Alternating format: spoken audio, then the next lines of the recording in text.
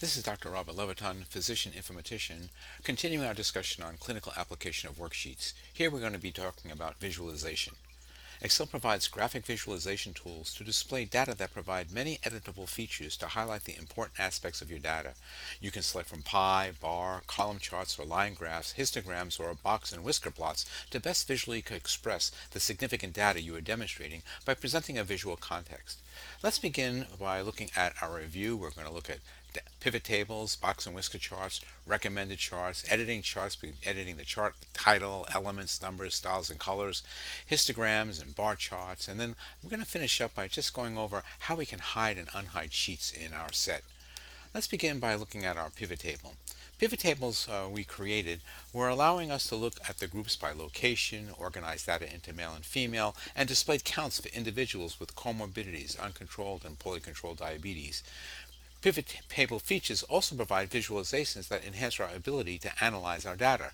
So let's select on Buckingham here, and we're going to hide the medical records.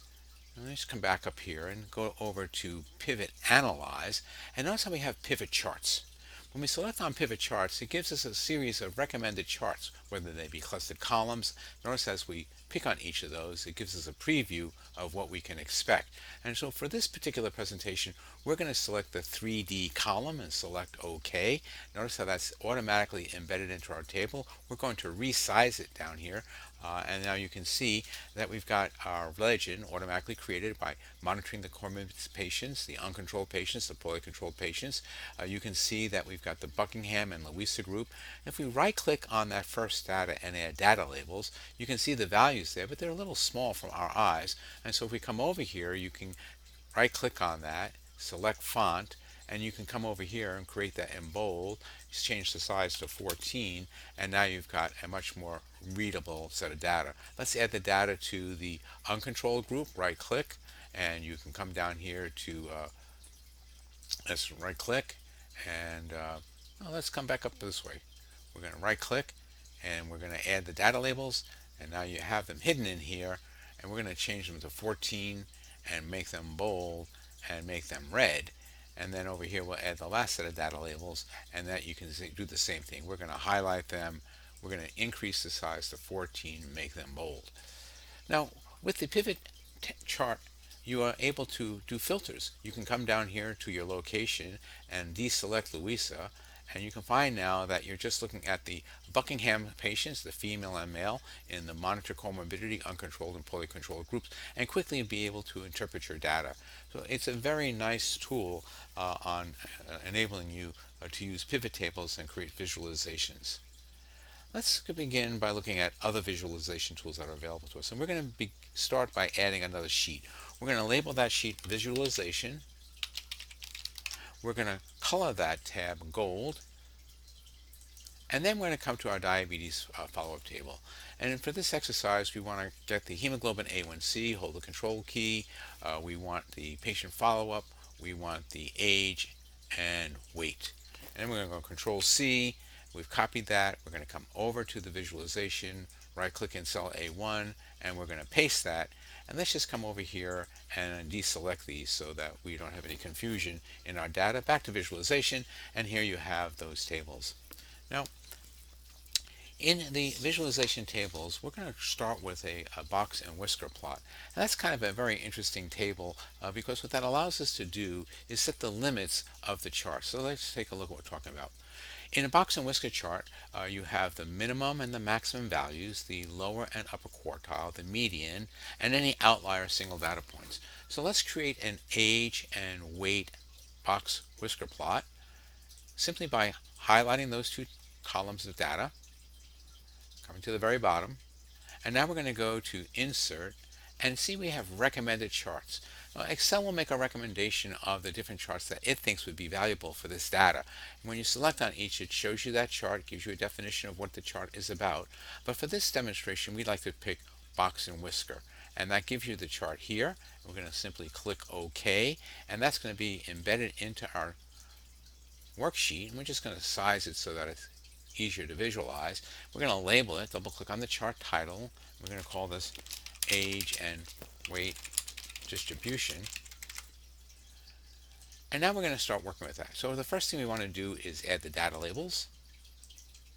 And we're going to come down here to the age, and we're going to add the data labels here as well. And the first thing you see is they're kind of small, much like we have previously experienced. We're going to click on that. And coming over to the data label format, you're going to click on the label option icon, and you're going to scroll to numbers, and you're going to change the category from general to number, and then you're going to change 2 to 0. If you lose your data values, just click on the data values, they're back. And now what you want to do is, same as before, make them bold, come back up here, make them 14, and now you can see your minimum, your maximum, the outliers, the mean, the median, and the quartiles. Now in the age whisker box plot, I really can't see the numbers, so let's do this first. I'm going to right click on that, and we're going to come over here to the fill option. We're going to go to solid fill, and we're going to change the fill to this light blue. And now you can see your numbers. And then we'll follow that same exercise. We'll come over here, we're going to go bold, we're going to come over here, and we're going to change the size.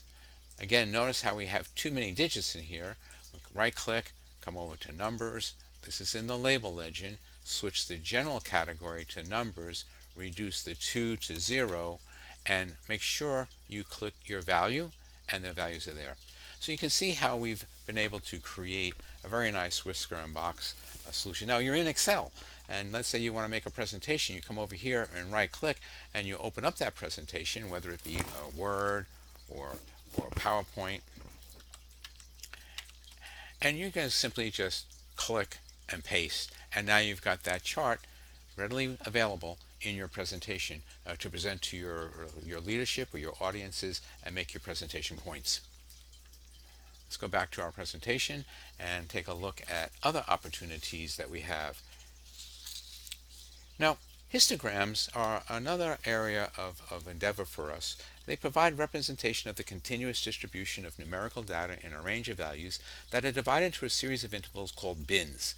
The bins are consecutive and not overlapping, and the intervals usually are presented as rectangles equal in size with no gaps between the adjacent bins to represent the original data values that are continuous. Excel uses the Scott's normal reference rule, which is a statistical reference of randomly sampled normal distributable data. We provide the reference for you to learn more about that, but it's important for you to understand that this data is contiguous. There are no gaps. It's consecutive. We'll show you an example. Histograms are different than bar charts. Bar charts plot the categorical variables and display the gaps between each rectangle to distinguish each unique data. So let's take a look at that. We're going to begin with histograms. We're going to highlight the data in the hemoglobin A1C column. So coming up to the very top, hemoglobin A1C, and let's just turn that off, all the way down to the last data element in hemoglobin A1C. And now we're going to come back up to Insert, Recommended Charts, and now you can see we have the scatter chart, we have here the line chart, the histogram, and a Pareto chart. We're going to click on the histogram, and that's going to bring the histogram into our diagram. Let's get it out of the way here and bring it up and give us more real estate. We'll come here, we'll enlarge it, and the first thing you see is that the data elements for the hemoglobin A1C, let's just relabel this.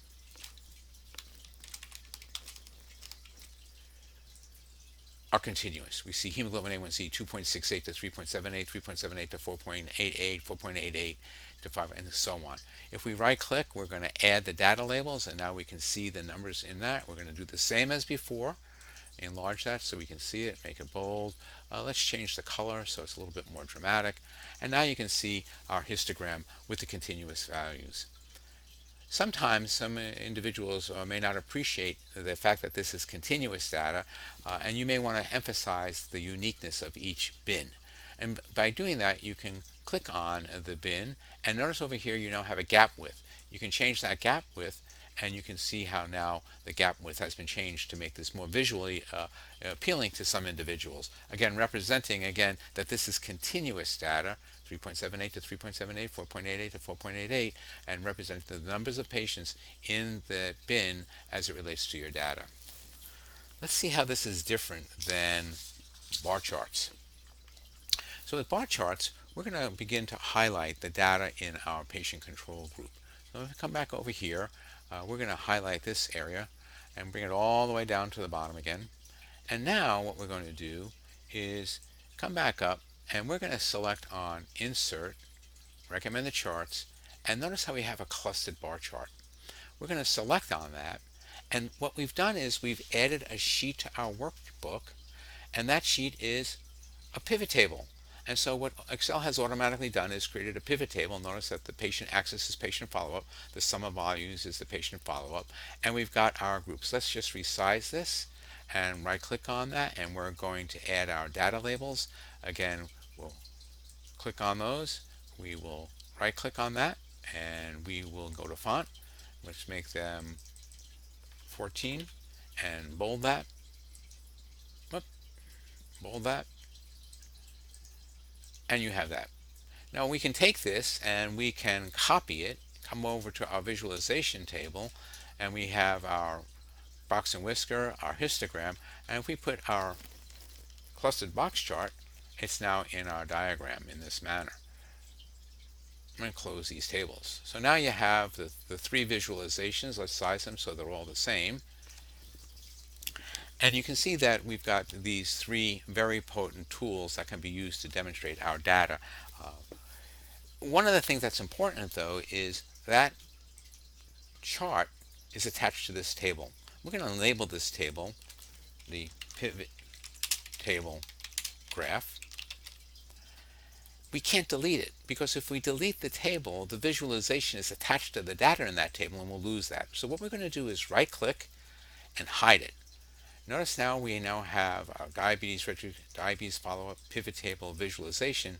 If we right click and go unhide, it's going to show us the table that we hid and bring it back into our graph. So again, not to confuse the reviewers of our work, we're going to hide that so there's not too much information there.